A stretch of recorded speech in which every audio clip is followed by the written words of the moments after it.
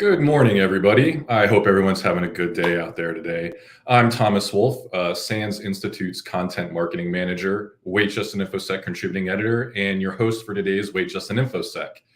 I hope you're having a great day so far. Thanks so much for joining us today. Before we jump in, I'd love to hear from our global community, so let me know in the chat where y'all are joining us from today. And we have a great show for you today. Michelle Peterson is at the news desk, and she's got some great stories for us. And our feature segment, we have two amazing SANS sales engineers, Stacy Dunn and Rich Greene, discussing non-traditional routes for getting into cybersecurity. We're really eager to share their experiences into getting into cyber.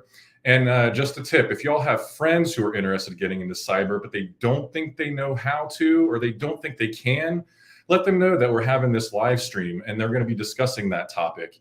If you can't join, the live stream is going to be recorded. It's going to be available on our website and on YouTube. And it's also going to be available on a podcast on Wednesday on any of your favorite podcast services. All right, we've got some people jumping in. Good morning, Patrick, North Carolina. Thank you for joining us. England, beautiful. Veronica, excellent. Connecticut, Sharaf, thank you so much. And Brazil, Namibia, wow. I just love to see people from all over the world joining us at SANS. Good morning, Brazil. Hello, thank you. St. Petersburg, Florida. Everybody, we really appreciate you joining us. We've got some great stories for you today. Bahrain, excellent. Thank you so much. That's very cool. Sweden, man, I think it seems like we've got more people in our global community joining us than we do in the United States. I just love to see it. Nigeria, thank you so much for you guys joining us. Brooklyn, New Hampshire, this is really great. Very cool, very cool. So again, we are going to jump right off by going into our News Bites segment. And Michelle, what have you got for us today?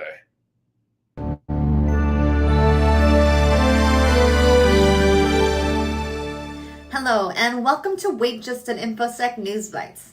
I'm contributing editor and your host for this week, Michelle Peterson. Thomas is on hosting duty this week, so we gave him a break from the news desk. But I do have some very interesting stories for you today. In the first story, law enforcement has new requirements when surveilling people on Facebook. Then we have news on a ransomware attack on a port in Japan. And in our last segment, we'll talk about still unpatched FortiGate firewalls. So let's dive in. The New Jersey State Supreme Court overturned a lower court ruling that allowed law enforcement near real-time surveillance on a suspect's Facebook accounts with a warrant rather than a wiretap order. New Jersey law enforcement tried to compel Facebook parent company Meta to turn over two users' past and future correspondence in 15-minute intervals. The state argued that the 15-minute delay amounted to obtaining stored communications and not intercepting live ones. The state Supreme Court disagreed, finding that the nearly simultaneous acquisition of communications is the equivalent of wiretap surveillance, and the public is entitled to greater constitutional protection. Before the Supreme Court ruling, New Jersey was the only state in the U.S. that allowed warrants instead of wiretaps to request real-time digital surveillance from tech companies. Next up, on Tuesday, July 4th, the Lockbit 3.0 ransomware gang targeted Japan's port of Nagoya in a ransomware attack. The attack affected the port's central cargo management system, halting the ability to load or unload cargo for 2 days. The port of Nagoya operations began to resume on Thursday, July 6th, and spokespersons have said it did not pay the ransom. The ransomware as a service outfit demanded $70 million in exchange for the data supposedly stolen, which it threatened to leak along with network points of entry, logins, and passwords. CISA named Lockbit 3.0 the most prolific ransomware operator in 2022. The ransomware gang was responsible for 18% of all ransomware attacks in May 2023 alone, and has collected more than $91 million in ransoms in the United States. In some startling news, it's been 3 weeks since Fortinet released updates to its FortiGate firewalls to address a critical heap-based buffer overflow vulnerability. However, researchers say that more than 330,000 firewalls remain unpatched.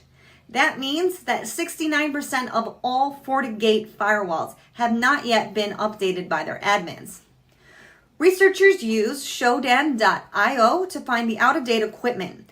They also found some of the vulnerable machines were running software that hadn't been updated since 2015.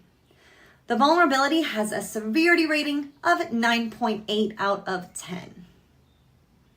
And those are your SANS News Bites for this week.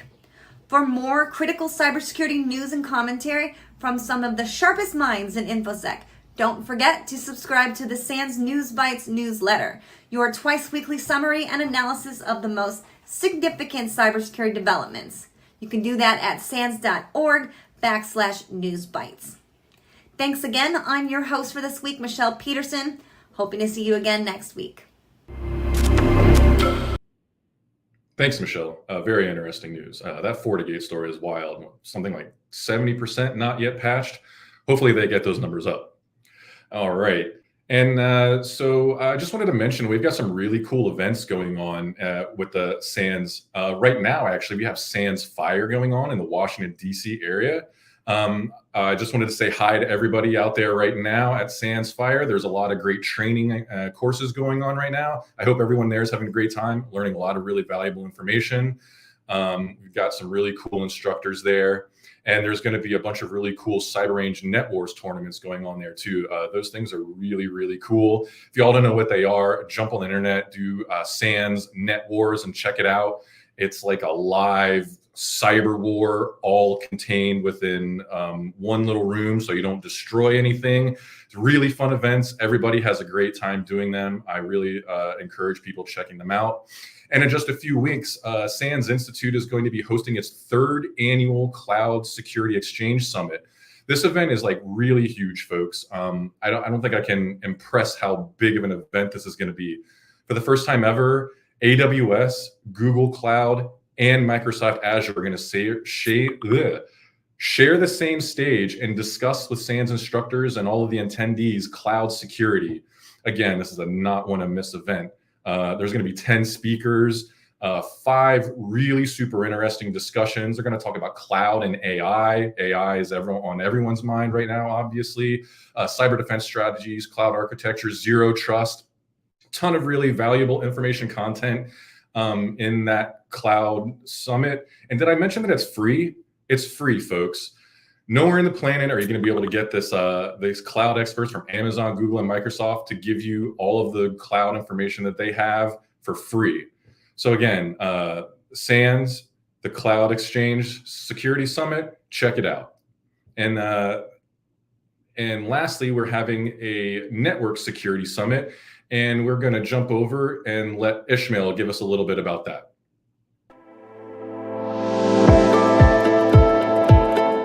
Well, I feel like the energy that you get with in-person training, has no comparison. And I know I get a lot of energy when I see the students face to face, and I think that energy is something you can feel when you are in class. Excellent. Thanks so much for that. And I'm eager to bring on 2 really favorite people of mine, Rich Greene and Stacy Dunn.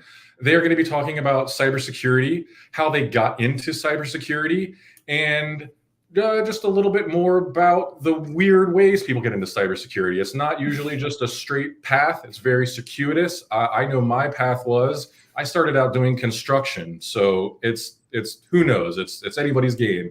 So let me hand it over to Rich and Stacy. Thank you so much for taking the time with us today. Yeah, thank you so much. And so happy to see, as Thomas mentioned, this global audience. I'll introduce myself and then I'll allow Rich to introduce himself as well. As Thomas had said, we are both senior solutions engineers here at SANS. And the interesting thing is we have very different backgrounds, which we're going to be talking about a little bit today. Rich, go ahead. Thank you, Stacy. Again, thank you, Thomas, and thank you to everybody that's joining us today. This is absolutely phenomenal to see where everybody's from. As I said, as Stacy said, I am one of the solutions engineers for SANS. I came from a really weird background, which I greatly look forward to talking to everybody about, kind of showing that there's not just one way to enter this field. And you will definitely see that with a combination of Stacy and I today. Oh, absolutely. So Rich, let me ask you a question. What drew you to cybersecurity? What drew me to cybersecurity? It's a good one. I think for me, honestly, Stacy, the thing that was most enticing about cybersecurity is I'm a problem solver. I followed that path through the military, and being presented with an opportunity or a problem set and then having to find a way to achieve that or succeed. And I think cybersecurity is another phenomenal way of doing that, where you have a problem set or you have something that you're trying to achieve, and now you utilize all these tools behind you to kind of facilitate that. That was my thing, is this having a problem solving. What about you? Yeah. So what draws me, or rather paints me, a lot of people don't know, and maybe you do, I have a degree in fine arts. So I am a career transitioner. I did not start out in cybersecurity. I didn't always know that that would be the thing that I would be doing, but here I am. I had originally, I was working in retail for the longest time at a very large gaming store. And, one day I was kind of fed up with it and I was inspired. We had a network engineer come in, and I kind of looked at that person and said, I want to be that guy someday. That's what I want to do. He looks like he's just having the time of his life. Because he had come in, and this sounds silly, but bear with me.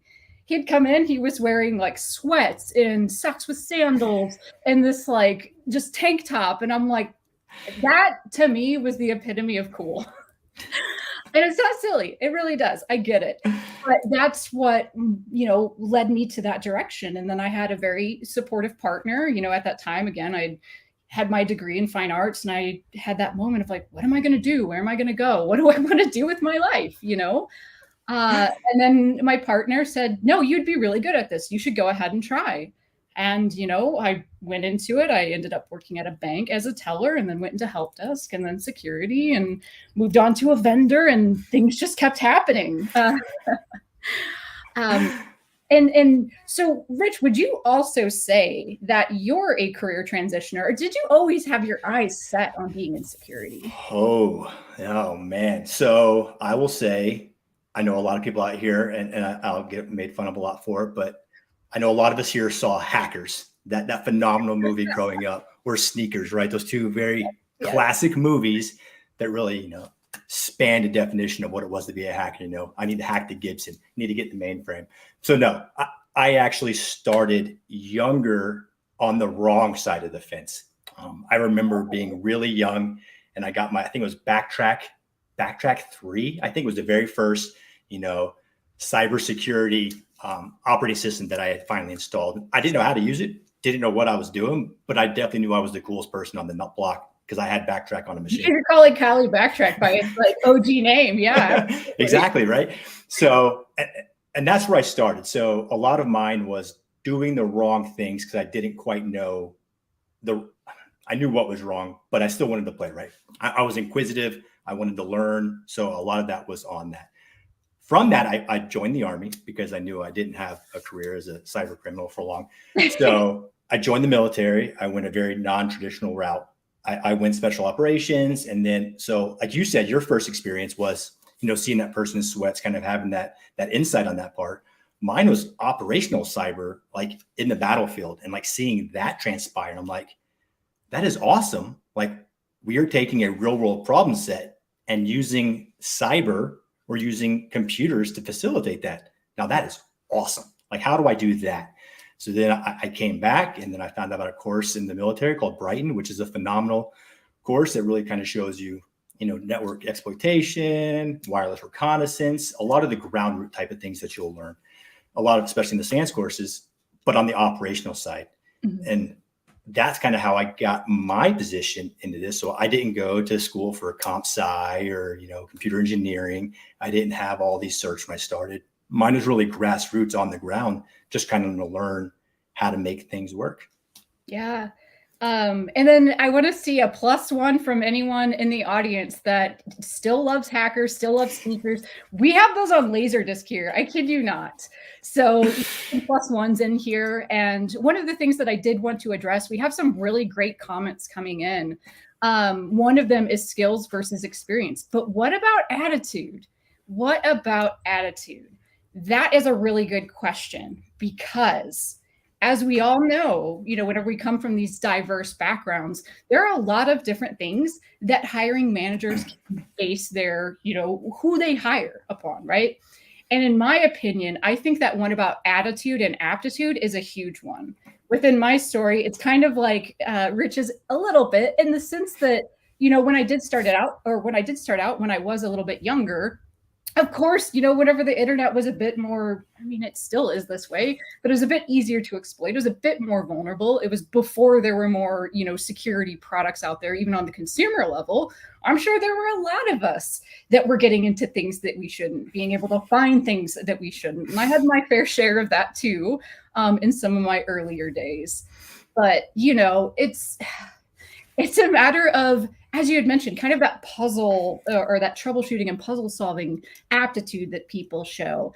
And what's your opinion here about that, Rich? And I want to hear that from the audience too. How do you all also feel about the attitude and aptitude pieces of this? I think it's a huge part. And the same thing that I had mentioned and replied when we were going through the intro for this particular episode was, and I know it'll come up, and people hear about ATS, and if you're not familiar, it's the applicant tracking system, which is, so many people need jobs. Everybody's applying for resumes, and they're sending those resumes in, and there's a system that's going through and checking it. And one thing that I think that is hurting potentially is the fact that that machine or that ATS isn't able to capture or qualify attitudes. It's looking at black and white on a piece of paper. And I agree. I think attitude should be a huge proponency, because me personally, if I'm in a position to hire somebody, I need a holistic whole picture of somebody. Certs are great. Background is great. But do you have the passion to do the job? Are you just looking for a job because you just need money? Do you want to excel in this field? I think that's a huge part that you can't really get from a machine trying to look at a resume saying, you know what, hey, Rich Greene has all these things, but then Rich Greene's comes in the office and he's a horrible culture fit. He has a horrible attitude. That's something a computer really can't account for. Yeah. And that's a really interesting thing too, because whenever it does come to that attitude component, as you're saying, that's not something that a machine can pick up on. And we have more and more processes that are becoming automated in the wrong ways, right? So whenever we get these applicants coming in at all these different organizations, and even whenever I was applying, prior to where I'm at now, it was like, please, oh, please, if someone would just talk to me, like they would just know who I am and what I can do and the attitude that I have. So has anyone else in the audience experienced this? I know the job market is a little rough right now. It's difficult to get that call back. Just wanted to get a gauge on, what people are seeing out there. If you are a job seeker, what is it like? Are you having a hard time? You can put your comments in there, and we can even have some follow-ups. Go ahead, Rich. No, I kind of what you were saying, and we had a comment from, I'm going to slaughter this name, but Kadia Qureshi said, how do you work around when asked for years of experience in cybersecurity roles or cyber intro roles? I apologize. And that's a tough one, because it's one of those chicken or eggs. I need experience, but I can't get a job to get experience. So it's kind of an ever revolving circle. I know for me, honestly, the best way to get around that is to do a lot of stuff on your side, right? Look at what's going on. You can do a lot of GitHub repositories, do a lot of projects. There's a lot of things that you can do on your own and document, writing reports, putting up labs. If you're trying to get into like a SOC analyst role, you can kind of do that on your own, and then you can show that. So when they're saying, I don't have any work experience because I'm just getting into the field, but here's my entire portfolio of all these amazing projects that I've done that kind of show you do have a passion to do this. Because if you're taking it on your own to work on this, that's showing somebody that you want to do this field, or you want to get into this field. Absolutely.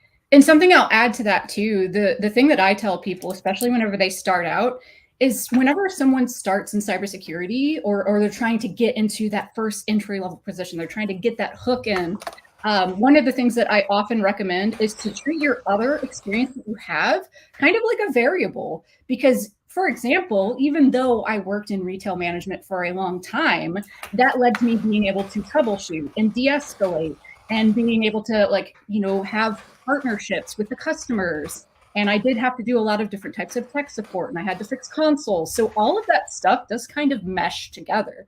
So whatever you've done in the past, you can kind of transition it and make it into something that'll work for whatever future role that you're trying to get. And speaking of which, there were a couple of other questions that we did want to address, or comments here.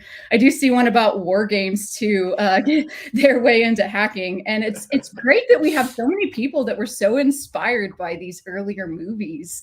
Also, shout out to any fans of Mr. Robot, because talking about all of these different, cybersecurity or hacking movies, it's so funny, perception versus reality of what actually happens and how that job goes, right? So it's like, are we always like clickety clack, I'm in? Like sometimes, but not very often. And Rich, as far as where we're at now, is where you're at where you want to be? And I want to ask this question. Any question I ask to Rich, by the way, I can also ask to the audience, because we like to hear all of those comments and feedback. I know for me, I'm happy where I am at. I enjoy being a solutions engineer. But what about you? Is this where you want to be? Do you have any sights on anything else? I do, but I think it kind of honestly rolls into our question of the week. If we want to get that going, is what really has brought you into cybersecurity? What draws you here? If you head over to Slido.com with that number, please hop on there really quick, fill it out. And that kind of ties into what Stacy just asked. Like, what brought you here? What do you aspire to do? What drew you to cybersecurity? For myself, it was really kind of that problem set of figuring out ways to solve, hence a solutions engineer. It was my easy way into the field. Dad jokes now. And we want to see kind of what brought you all in as well. Yeah, I think for me, it's very similar. Whenever it came down to it, and I was asked, what do you want to do? Now that I was in this world of tech and I was in help desk, I kind of said, for my own purposes, like years ago, I'm like, well, I want to work in cybersecurity. One, it sounds really cool. And two, it seems to have the type of problem sets and the type of governance and control I could have over something, and not in a way that's like limiting, but in a way that's like provisionary. I could, see everything. I could see the bigger picture. I could, again, it's kind of like going back to painting, like what draws you in, artistic sort of capabilities. It is something that I feel has an art to it, right? It does have a lot of different human elements too, as we were kind of hearkening to when we were talking about these automated processes, right? It's this very people-centric thing, and it's about safeguarding not only resources, but also people. And I think that a lot of people might agree with me on that. It is a job that you feel good doing too. I'm loving these questions or these responses that are coming in. Honestly, the cool hoodie. Cool hoodie, yes. Who doesn't want to be in the dark room with the lights with the hoodie on? No, absolutely. I love my these. favorite. Yeah, these are great. A desire to be challenged and help others. Absolutely. A lot of great comments coming in. A lot of great people's pathways, shedding light on issues that need to be brought up. These are all really fantastic. Future career. Absolutely. And I know there's been a lot of comments of people asking Stacy and I kind of, what do we do now? We had somebody that was they have their master's. If we don't get a chance to answer your comment or your question now, please do not hesitate to reach out to either of us on LinkedIn or Twitter if you have it. Whatever gives you the avenue to us to answer your questions, please do not hesitate to reach out. I would love to help as many people as possible. There was another question, I believe it was, and this, Stacy, you and I had this conversation a lot, and I would love to hear your input on it. Soft skills or hard skills? Which one is more relevant for a cybersec professional? Ooh, so maybe all of you can tell what my answer is going to be. I'm just going to say it. I think soft skills, because those, and I'm sure you've heard this as well, those are things that are either very difficult to teach or you cannot teach. Whereas I feel that a lot of the more technical capabilities are things that someone can more easily or readily learn, because there's a guidebook to that, right? It's usually pretty direct and straightforward. Whereas we talked about earlier with that question of attitude. When it comes to attitude, when it comes to how someone communicates, those things are harder to get around and to teach. And if someone has both sides of that, I say big thumbs up from me. I have to agree. I'm kind of right in the middle. I think it honestly depends on where you find yourself in your cybersecurity professional you're trying to go into. I feel if you are somebody that has a lot of interactions with managers or stakeholders or board members, you really need to make sure you have those soft skills, because you can be the smartest person in the room, and if you write your reports that way, it's going to get lost on the other end. So you really need to have that. On the other side, if you are somebody that is all inside the weeds and very deep and technical, you need to have those really hard skills. You need to be technically savvy. You need to have the chops to really get through. And then hopefully when you pass your report off to somebody else, they have the soft skills to kind of paint that message for you. But as Stacy said, if you have both, kind of a unicorn, and you should do great things. Yeah. I want to point out and highlight a comment here that says, I'm a teacher trying to transition into cybersecurity. And again, my opinion, teacher would be a great one, because again, whenever you teach, you have to get not only big picture, you have to be strategic in how you have a lesson plan, right? But then there's that tactical component of being able to get into great detail about particular topics. And teachers are often very good at disseminating information in a way that all types of audiences can understand, right?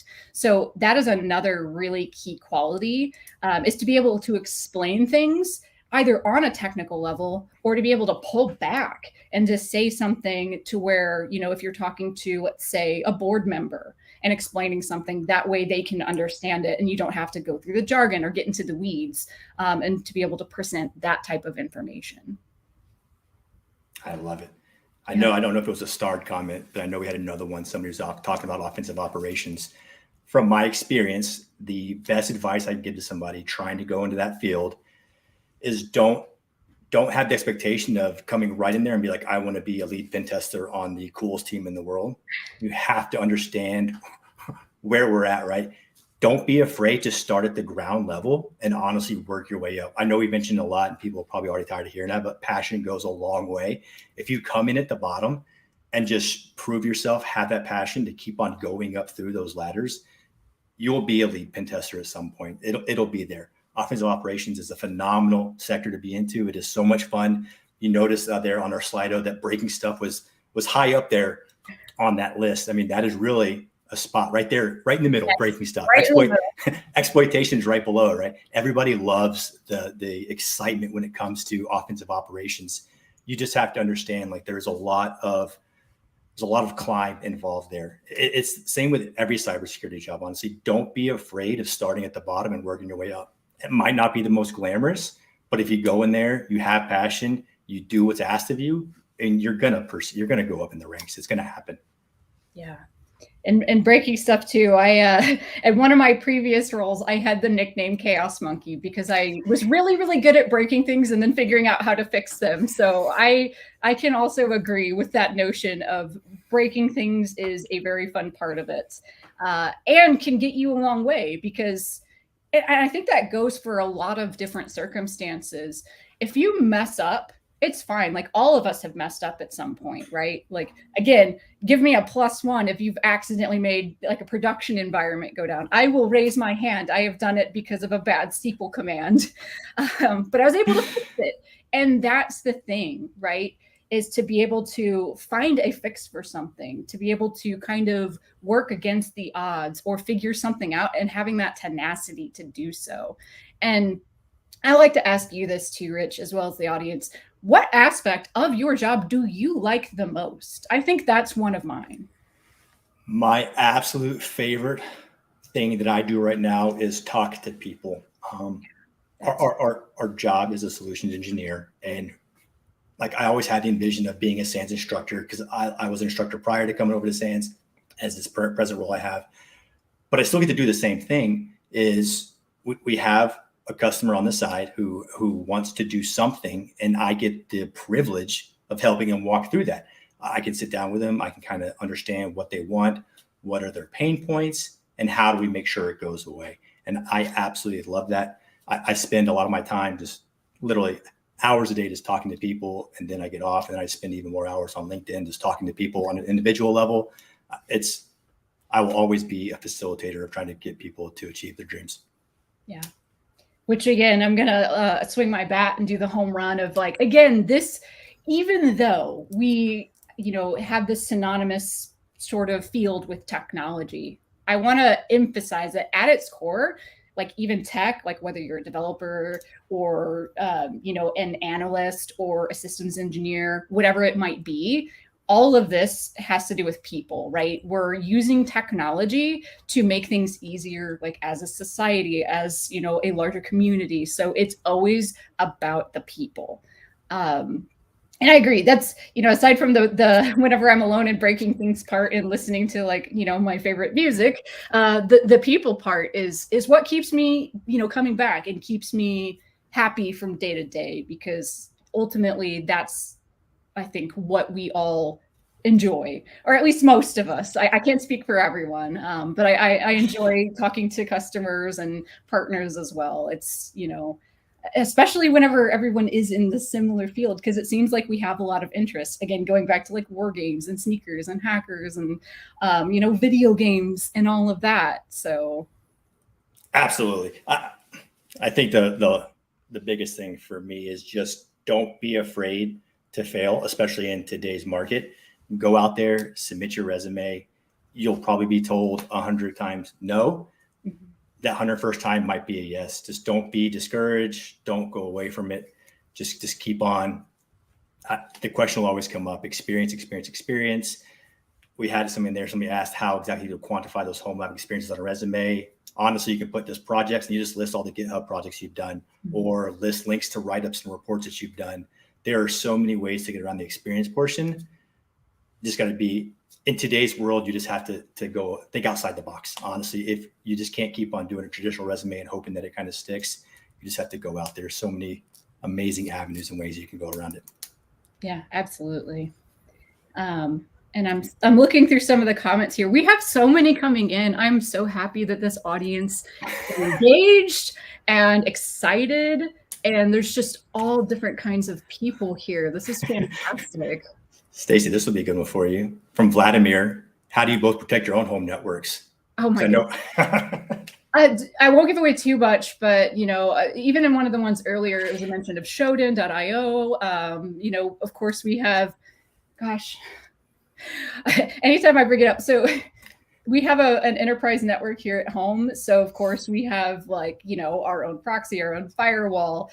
We have a lot of VMs that do different things. So if you could imagine what it might look like in maybe like an SMB or enterprise environment, that's kind of like the types of protections we have here. So that's what ours looks like. What about you, Rich? Do you have anything like that? We've had this discussion a lot of times. Absolutely. So for me, I was like, well, how do I build an enterprise network? If I want to go in that route, if I want to be a network engineer, what do I do to do that? Mm-hmm. So I started buying enterprise level equipment and installing it in my single family home. We have an entire Ubiquity system. I think I have now 6 or 7 different access points with 7 or 8 segregated networks. We have to learn that. I want to know about VLANs. I want to know how to segment network traffic. I want to know about firewalls, both physical and virtual software. I'm sorry. So the best way to do that is just to dive in and then be like, oh, I have no internet right now. My family needs internet. I should probably learn how to build this system. So we did the same thing here, honestly. And as somebody mentioned earlier, once you build it up, well, how do you learn tools and techniques? Well, run Wireshark on your own network, do a packet capture, see what traffic's there, see what kind of stuff is going out and in, scan your own network, do ward driving around your area, just learn those skills. And it's a pretty easy way to kind of defend yourself and learn in the process. And there are a lot of open source tools or open source security gateways and firewalls that people can use, like Snort or something like that. So that's an option as well. I think that one's one of the easier ones to use, kind of starting out, in my opinion. And I see another great question from Vladimir. You've got a lot of good ones, Vladimir. What is the biggest gap you see in the entry-level workforce? So for me, again, this is kind of like my perception or my opinion of it. When it comes to the entry-level workforce, I'm seeing organizations ask for a bit much, like maybe these expectations for what entry level looks like seems different from what I might expect, right? So when I see a position that says entry level and then requires 5 or 8 years of experience and then a CISSP, it's like, okay, but that's not really entry level now, is it? So that's kind of how I view that gap. I view it as there's kind of this gap of expectations. And I think that there are a lot of incredibly qualified people that, again, do show an aptitude, a passion, the capability. And I think that it's a matter of if a lot more of these organizations are to, look for these types of people, hire someone that has the passion and the willingness to learn and then train them up. That's my opinion. That's what I see as the gap. I agree. Upskilling is definitely the way to go once you get in. And I think the hardest part, I don't know if it's really the gap in the entry right now. Stacy hit a lot of the good points, is the expectation. You shouldn't expect somebody to come in as a help desk with a CISP and 17 years of experience. This is not realistic. So I think the ATS is a problem we have right now when everything's automated. So it's just looking, do you have a CISP? And if you don't, you're automatically rejected, which doesn't make sense. I think the hurdle right now is just ground truth, getting out there and not really beating down the doors, but in theory, beating down the doors. It really is going to come down to just hammering it home. And I'm not saying you should probably challenge the hiring manager when they say, hey, this is what is required. But if you ask those questions, if you get that process in, maybe it's a positive for you. Maybe like, hey, I noticed that you're asking for this on an entry level. I don't have this. I have all of this stuff. Does this account for it? I mean, that is going to be the hard part. And I said, I don't know if it's a gap. It's just trying to figure out how to navigate through that minefield. Yeah, because I think, again, it's different from organization to organization. And it could be that, it depends on who is writing that job description, right? It could be someone in HR. And I've seen a lot where the expectation is you have to wear a lot of hats. So to me, I'll see a lot of, job descriptions where it seems like it's 2, 3, or 4 jobs rolled into one. So I would say that's something to be cognizant of. That's something that does exist. And as Rich is saying, honestly, whenever it comes to a particular role, if you don't meet the criteria, apply anyway. The least you can do is try, and the least that they can do is say no. And again, it's a matter of, for me at least, whenever I'm applying at places, whenever I did, it's just getting that call. Sometimes that's what it takes, is to just have your shining personality get in front of someone. And that can be difficult to do, but it's a matter of trying, because you just have to get in there. You have to try and put your foot in the door. Stacy, there was a comment that I saw in the live that we didn't have, that I really do. We have hit on the technical side of the house a whole lot, but we have been asked if we can kind of speak about non-technical roles, looking at GRC and auditing. From my perspective, those are just as important, if not more important, than the technical roles. Those GRC really dictates what the technical people can and are allowed to do and how they should do it. So that's another very valid route to get into cybersecurity, just on a different perspective. It takes a very good analytical mind to get into a GRC field, to have to dive and dig through all that information. There's phenomenal ways for that. SANSs have a lot of great courses. I don't really speak about the SANS courses, but there are courses that can really kind of align with getting into that field, which is, like you said, drastically different than a technical role.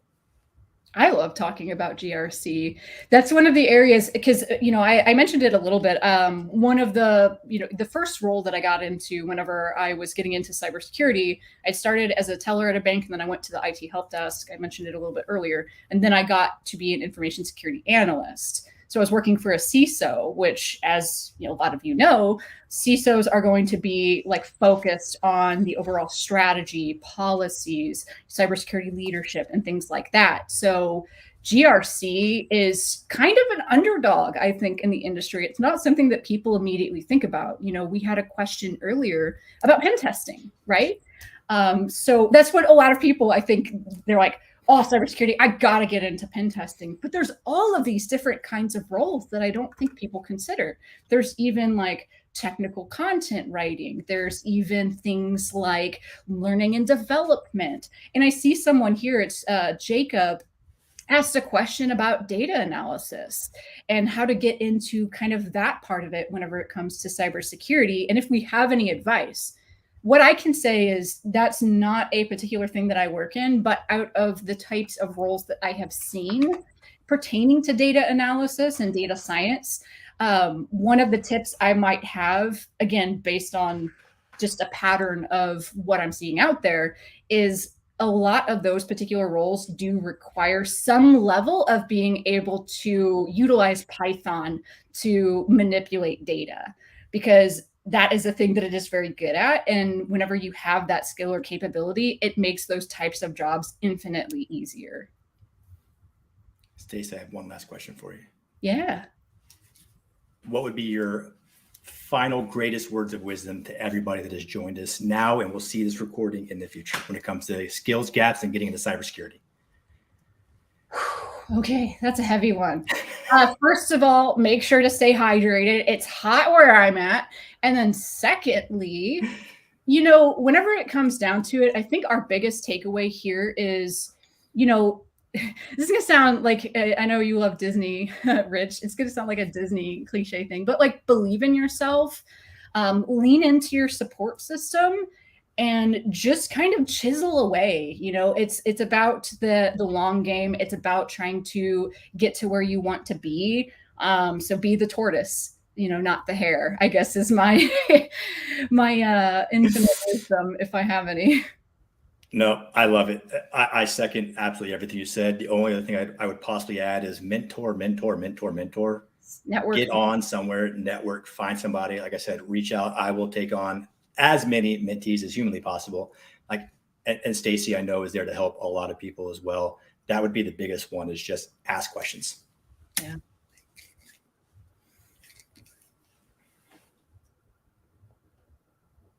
Thomas, your mouth is moving, but there are no words.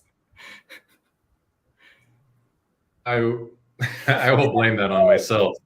Thank you guys for that great talk. It was really, really interesting. And thank you everyone for your participation. The audience was great. I was just lost in reading all of the comments and everything. Stacy, Rich, thanks again. You guys got to come back and do it with us again. Yeah, absolutely. Thank you, Thomas. Thank you.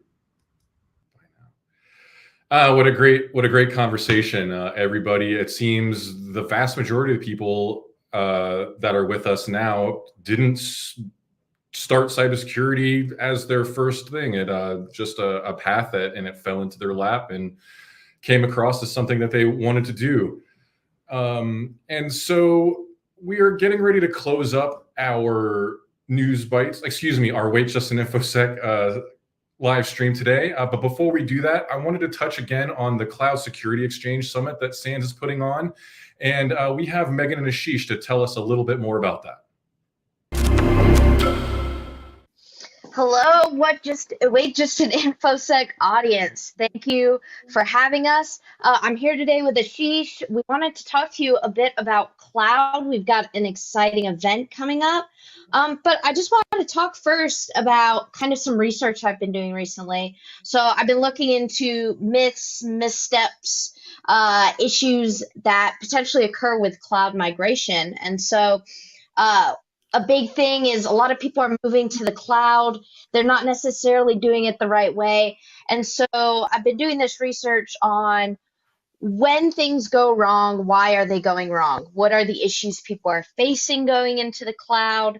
And what can you do to either divest from the cloud on the extreme if you decide the cloud's not for you, or preferably approach a cloud migration the right way? So I know, Ashish, you've been doing some research too on cloud that might help with this. Did you want to talk a little bit about that? Yeah, for sure. But I was going to say, you left a teaser there for everyone. Why should they, or how should they go into cloud? Maybe we can talk about the good, bad, and ugly of the cloud as well. But I would probably say this. I think that in general, the angle with cloud has been the fact that if you do it right, it's safe for everyone to use, but not otherwise. I think I've been doing some research on the zero trust part for the white paper that we've been working on, which I think people who are attending security, the SANS Cloud Security Exchange, would get to download and see as well.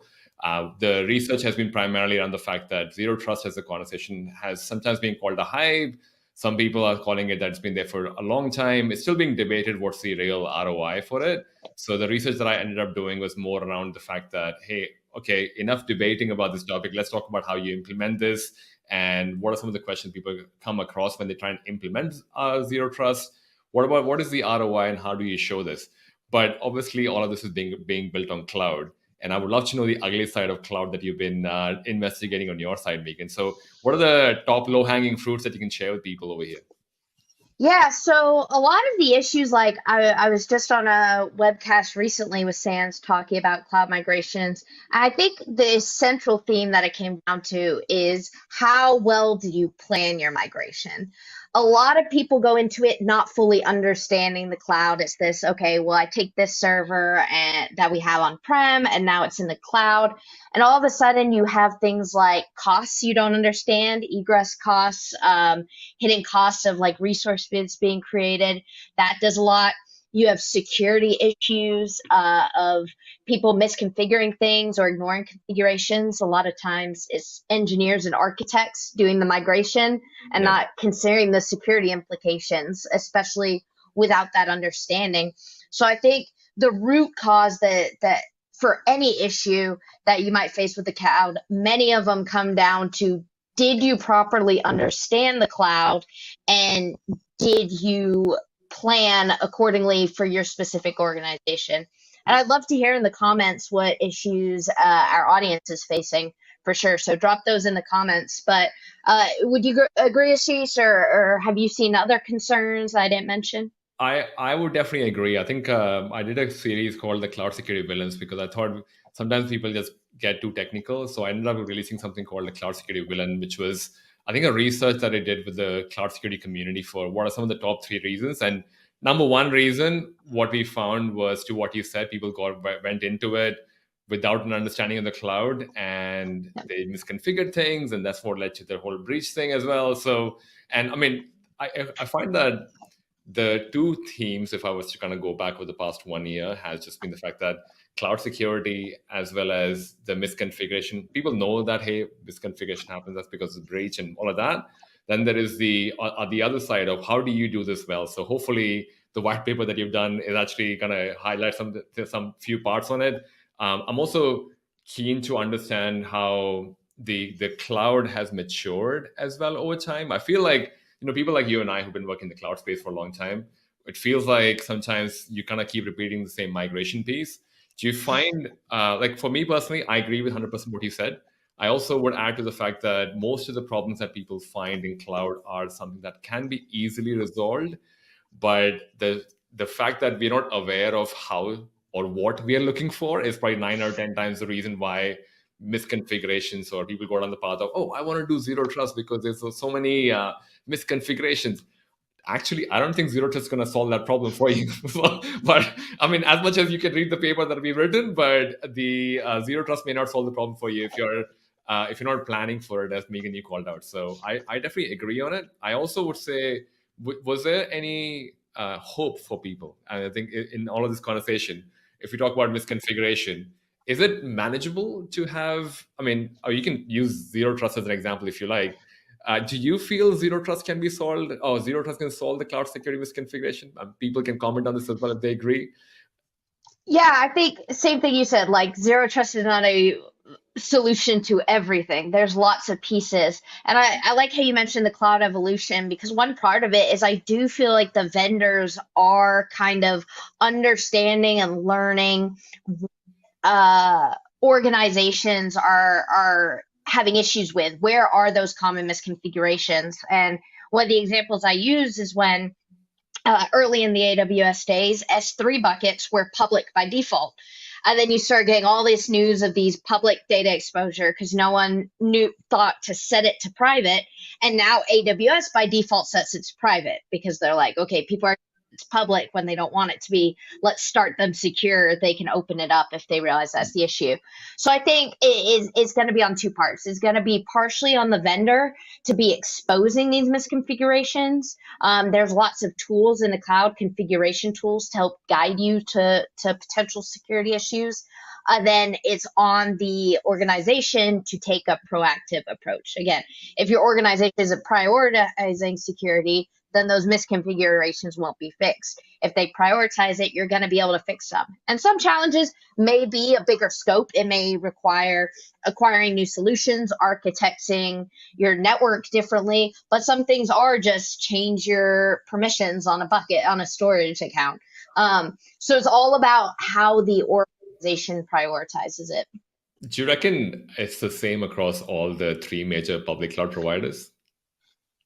I think, like any organization, some are going to prioritize different things. So some clouds are going to provide more security features. Some are going to be more focused on performance, like Google Cloud is very big on their processing and their performance and things like that. So when looking for a vendor, that's one of the things you got to figure out is, are they going to support my needs from a security perspective, or what's my priority? Yeah. So there's a lot of reasons why you would choose one cloud out over the other. And yes, the security features, the architecture, all of that's going to differ. And that goes back to why it's such a challenge for organizations to migrate. A lot of times they're using their on-prem engineers and just saying, now you're doing this in the cloud. But even if they acquire someone who has experience in cloud, there's a much different situation having Google Cloud experience versus AWS versus Azure experience. Oh, yes. I think the way I used to talk about this, or at least I think I still talk about this, is like, cloud is like driving a car, where if you're AWS, you may be right-hand driving. If you're on cloud or Google Cloud, you may left-hand drive. But you just happen to be in a country where it's on the same side of driving, if that's the right word to use for it. It's the same but different is how I explain it, that you may have the similar services, but then at the same time, it doesn't really work the same way. And you kind of mentioned the experienced cloud people as well. If there are people who are experienced in cloud and they're like, yeah, I get that part. I'm definitely agreeing with Megan. I think the migration part is important. Preparing ahead is important. And if they are thinking about what's next maturity for them, as in, I normally find that a lot of them have gone down the path of either going automation and trying to scale that out, or B, trying to be more zero trusty.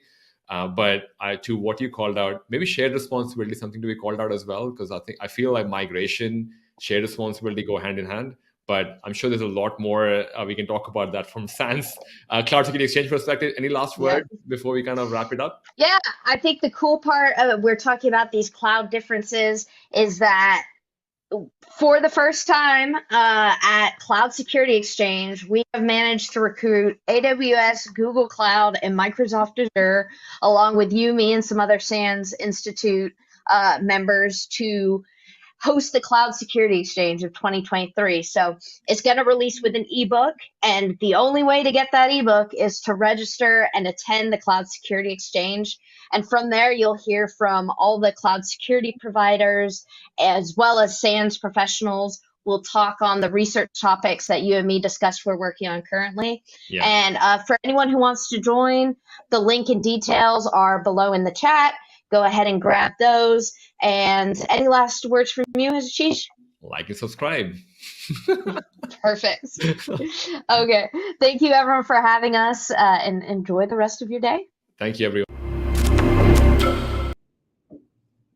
Thank you, Megan and Ashish, for that bit of information on our Cloud Security Exchange. Again, can't impress enough. No one's going to want to miss this. AWS, Google Cloud, and Microsoft Azure are going to be there. It's August 18th. SANS is putting this event on free, folks. So jump into the comments there and find the link to go ahead and register. And with that, I just want to say thank you all for joining us today. Thank you very much, folks. I hope you all have a great day and a great rest of your week. Don't forget to join us again next week. We have SANS instructor John Hubbard hosting.